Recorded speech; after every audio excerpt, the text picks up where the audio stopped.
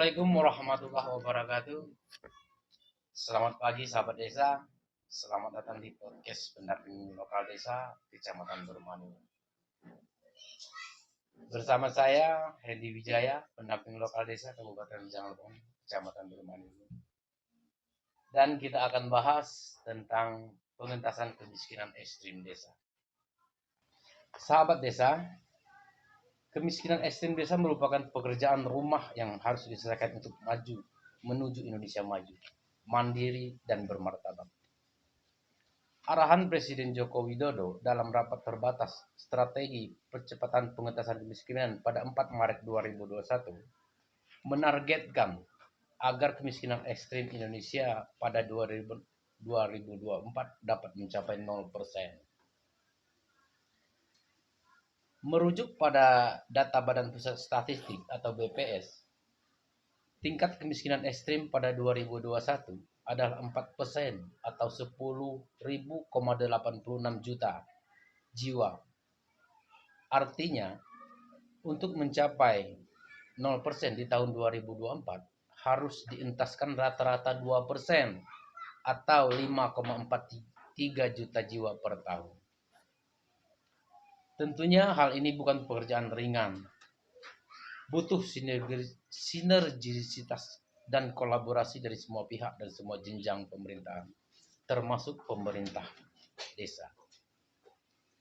Menteri Desa PDTT sudah merumuskan target pengentasan kemiskinan dengan SDGs desa, yaitu SDG 1, Desa Tanpa Kemiskinan.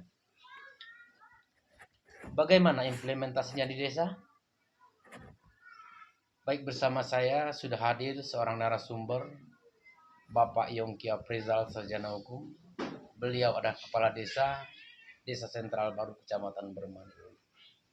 Baik, Bapak Kepala Desa, selanjutnya seperti apa bentuk tingkat kemiskinan ekstrim di Desa Sentral Baru? Sesuai dengan hasil SDGs kami beberapa tahun yang lalu. Kalau untuk ekstrim itu ya dibilang nol, ya Pak ya. Kalau seandainya itu ada tergolong miskin, itu ada beberapa di atas ekstrim.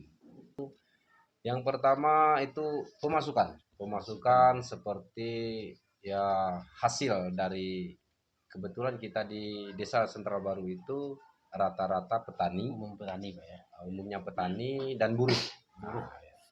Jadi penghasilan mereka itu di bawah dari 2 juta per KK itu untuk 1 bulan. 1 bulan, Pak ya. Itu di 1 KK itu mencapai ada yang 3 sampai 4 anak. Dalam hal pengentasan kemiskinan, tentunya pemerintah desa sudah banyak melakukan kegiatan, baik itu sosialisasi, penyuluhan dan segala bentuk berguna untuk mengentaskan kemiskinan itu tadi, Pak ya. Langkah-langkah apa saja yang sudah dilakukan di desa terhadap upaya pengentasan kemiskinan? Yang pertama itu melalui dana desa kita sangat terbantu, sangat terbantu khususnya dari pemerintahan desa itu sudah mengeluarkan seperti ketahanan pangan, kemudian BLT dana desa, kemudian ada 8%. Itu rata-rata masyarakat kita yang di bawah kemiskinan itu merasa sangat terbantu dengan hal tersebut. Mengingat apa yang jadi program pemerintah itu selalu kita salurkan ke penerima sesuai dengan kategori yang telah ditetapkan oleh pemerintah. Mungkin langkah-langkah yang kami lakukan ataupun yang kami buat di desa itu sesuai dengan petunjuk teknis dari pendamping desa dan kecamatan Kabupaten Penanggung khususnya itu Bapak Hendy Wijaya. Kedepannya untuk mencapai target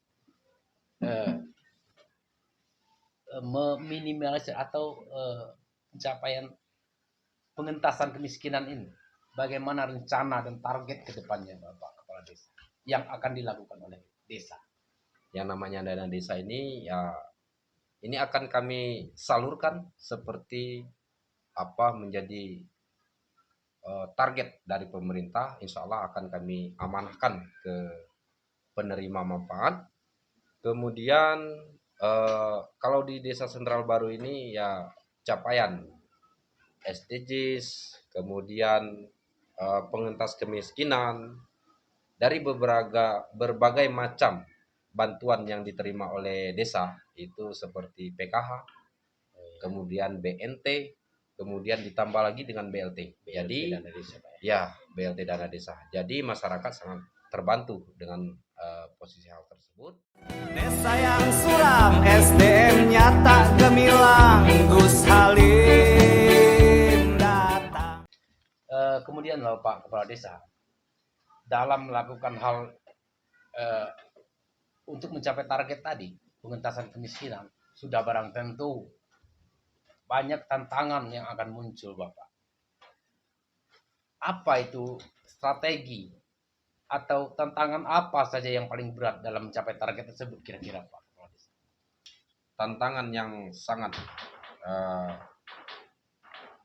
yang berisiko tinggi bagi kami di desa itu karena ada beberapa ketentuan peraturan itu yang sedikit bertentangan dengan kenyataan. Itu yang pertama. Salah satu contoh penerima manfaat yang BLT dana desa itu ada beberapa, kalau nggak salah kemarin itu 13 kategori ya. 14 kalau nggak salah. Kalau 14 kategori itu kalau di desa seperti di Bermani Ulu itu kayaknya kalau untuk mencapai 14 kategori itu ya mungkin tidak bisa Sudah kami tidak ada lagi, Pak, ya. ya tidak bisa kami realisasikan itu. Tetapi ada beberapa item di situ kami ya tidak keseluruhan, paling ya 5, 6 apa sampai 10 ada kategorinya, itulah yang kita laksanakan ataupun yang kita realisasikan ke masyarakat yang tidak mampu tersebut. Kemungkinan ada support, Pak. Support dari pihak mana saja yang diharapkan agar dapat mempercepat pencapaian target ini, Pak? Tumpang tindih, dalam arti kata tumpang tindih ini, Pak, ada yang penerima BLT yang kami sudah ajukan, ternyata ada juga mereka itu terselip di bantuan lain. Iya, benar. Tetapi yang bersangkutan tidak merasa menerima, kadang-kadang double nik, Pak. Itu salah satu kendala kami di desa, dan kami mohon bantuan dari aparat kabupaten seperti dinas sosial itu bisa berkolaborasi dengan pemerintah desa untuk mendata sedemikian rupa jangan sampai nanti adanya tumpang tindih di penerima. Nah, itu harapan kami. Kemungkinan Bapak Kepala Desa akan menyampaikan sedikit closing atau closing statement tentang podcast kita pada hari ini. Kepada Bapak, kami silakan sampaikan. Mari kita bersama-sama dengan pendamping desa, dengan dinas yang terkait, kemudian dari provinsi juga mari kita sama-sama membenahi kegiatan ini agar tidak terjadinya tumpang tindih. Baik sahabat desa, sepertinya kita sudah sampai ke penghujung podcast kita pada hari ini. Bagaimana? Menarik kan? Semoga proyeksi dapat membantu, bermanfaat dalam mengembangkan gagasan-gagasan inovatif, kreatif untuk penuntasan kemiskinan ekstrim di desa. Terima kasih Bapak Kepala Desa sudah menyediakan waktu untuk berbincang-bincang bersama kami di podcast Pendamping Lokal Desa ini. Desa bisa.